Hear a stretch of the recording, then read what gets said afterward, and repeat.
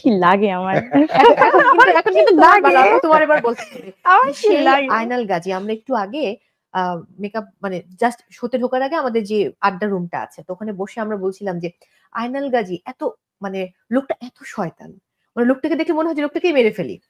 তো সেই আয়নাল গাজী বলি, বা নিজের বাবা শোভার যখন তিনি বাবা ছিলেন, আবার এখানে জ্যাঠা কিন্তু যাই করুক না কেন, জ্যাঠা আসলে সুপ্তি প্রদীপকে ভালোবাসতো, নিজের সন্তানের মতো ভালোবাসতো।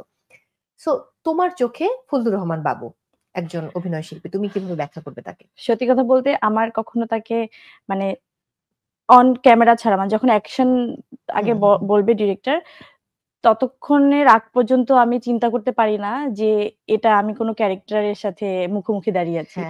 আমার খালি বাবু ভাই মনে হয়, আমার খালি নার্ভাস লাগতে থাকে। ইভেন এখনো কথা বলে আমি ঘামি। কিন্তু সে তো আসলে সে যখন অ্যাক্টিং এর মধ্যে ঢুকে যায় বা যখন অ্যাক্টিং শুরু করে, তখন তো পুরো বাবু ভাই থাকে না। লাস্টে কি হয়েছে, আমরা যখন মানে প্রথমকার জানি তো হয় না যে অনেক টিনেজ এই স্বপ্নজালের যে জার্নিটা, ওটা তো অন্যরকম একটা জার্নি, মানে কোনো কিছু না বোঝার আগে রিয়াকশন হয়ে যেত আমার। হ্যাঁ, মানে ম্যাচুরিটির ব্যাপার ছিল। তো এই সময় এসে যখন আমি খুব ক্যারেক্টার নিয়ে ভাবি যে না, গল্পের মধ্যে থাকতে হবে, ক্যারেক্টারের মধ্যে থাকতে হবে, অন সেট একদম প্রপারলি সবকিছু করতে হবে। কিন্তু তারপর কি হয়, আমি বারবার রিহার্সাল করি, তারপর ভাইয়ের সামনে যে ডায়লগ ভুলে যাই। মানে হ্যাঁ, তুমি একটা ডায়লগ ফেলে গেছো, আবার পড়ো। এই বলার পরে এবার পুরো ডায়লগ ভুলে যাই আমি, পুরো পাতা চুরে ভুলে যাই।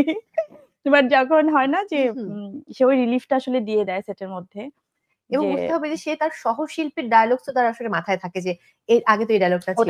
আমি রিহার্সাল করতে আমি পছন্দ করি, বারবার বলে বলো বলো বলো, আমি নিজের অনুযায়ী করি।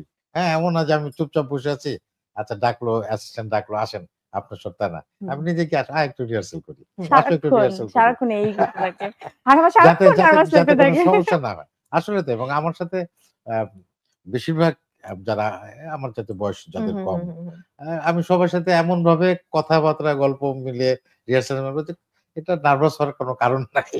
একদমই তাই। কারণ আসলে তো আমরা টিম, আসলে তো টিম, কে কার কতটুকু অভিজ্ঞতা, কার কত বয়স, কার কে ছোট কে বড়, এইটা হিসাব করলে আমাদের টিমের কাজ হবে না। একটা বল ও পাস দিলে আমি রিসিভ করব, আমি পাস দিলে ও বল রিসিভ করবে, তারপরে তো আমরা সামনের দিকে সেটা গোলের দিকে নিয়ে যাব।